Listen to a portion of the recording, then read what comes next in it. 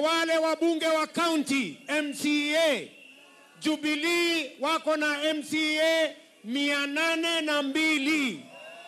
Wale tunashindana na wao wako na MCA 640. Tuko na wabunge 170. Wako na wabunge 120. Tuko na mama county 31. Wako na mama county 16. Tuko na magavana 29. Wako na magavana 18. Tuliwashinda hatukuwashinda. Tuliwashinda hatukuwashinda. Kura ya rais tukamshinda bwana Kitendawili na kura 1.5 milioni. 50 plus 1.5 million. Tulimshinda jameni, hatukumshinda. Tulimshinda hatukumshinda. Lakini kwa sababu ya ukora na utapeli na ujanja na uganga na uchawi, walienda kotini. Wakafika kotini, wakakutana na wale wako huko, wakapanga njama na kutekeleza mapinduzi, kupindua amri na uamuzi wa Wakenya milioni 15. Na sisi tunasema hapa, we want to tell our Supreme Court from Uhuru Park, we are watching you, my friends.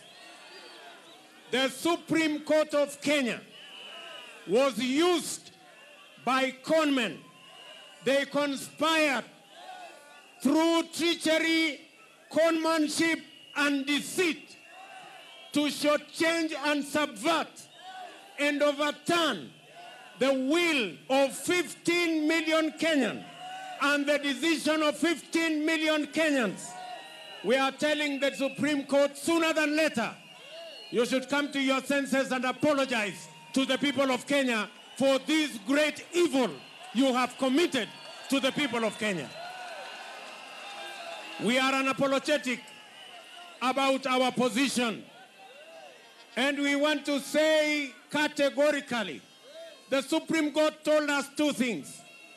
They told us, number one, numbers don't matter. And number two, they told us election is a process. We want to tell the Supreme Court, at the heart of any democracy is the right of the people to decide. And at the center of any election, democratic election, it is not the candidate and their supporters. It is not IEBC and its officials. It is not civil society and their sponsors. It is the citizens and their vote. That is at the heart of any democratic election. Therefore, don't tell us, and you cannot sacrifice the vote of the people of Kenya at the altar of the mistakes of IEBC or the crimes of candidates or any other consideration.